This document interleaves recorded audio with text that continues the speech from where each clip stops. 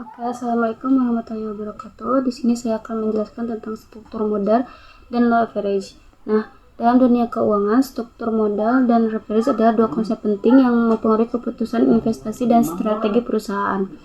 Struktur modal merujuk pada cara perusahaan membiayai asetnya melalui kombinasi utang dan ekuitas.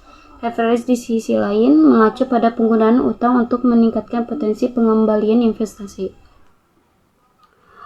Terus di sini ada definisi struktur modal. Nah, struktur modal adalah komposisi dari berbagai sumber mendasar yang digunakan oleh perusahaan untuk memperkuat operasional dan pertumbuhannya.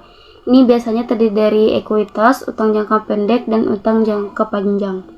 Nah, perusahaan perlu mempertimbangkan proporsi antara utang dan ekuitas dalam struktur modal mereka, karena hal ini dapat mempengaruhi resiko finansial dan biaya modal.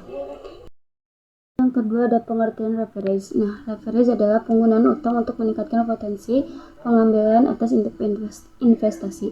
Dengan menggunakan utang, perusahaan dapat membesar ukuran investasinya tanpa harus mengeluarkan lebih banyak ekuitas. Namun, ini juga meningkatkan risiko karena jika investasi tidak menghasilkan pembelian yang cukup, perusahaan masih berkewajiban untuk membayar bunga utangnya. Yang kedua ada jenis leverage. Ada beberapa jenis leverage yang umum digunakan.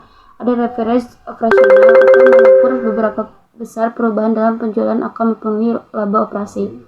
Yang kedua adalah leverage keuangan, mengukur seberapa besar perubahan dalam laba sebelum pajak akan mempengaruhi laba per saham. Yang terakhir ada leverage total, kombinasi leverage operasional dan keuangannya gitu.